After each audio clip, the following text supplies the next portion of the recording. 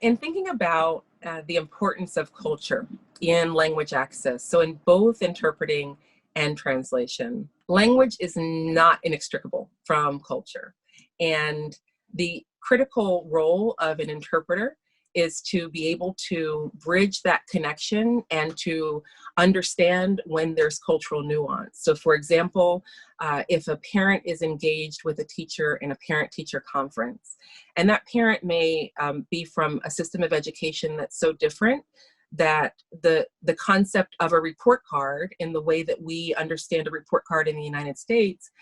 is not comparable. So, you know, it's sometimes there are situations where if the staff member doesn't know that the parent is a little bit lost around the communication around the report card, that's where it becomes incumbent upon having an interpreter that really is knowledgeable around not necessarily the specific culture that the parent is from, but understanding that there is this dissonance, this cultural dissonance around what is being understood. So having those strategies to be able to pause a meeting and ask for clarification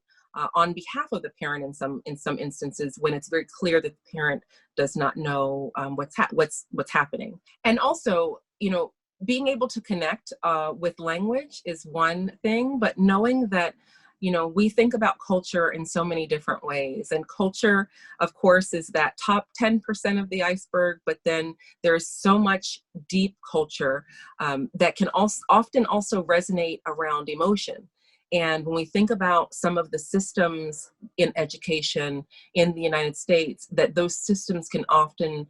be very, very different from the systems of education in other countries. And specifically, sometimes the emotion that can be invoked around,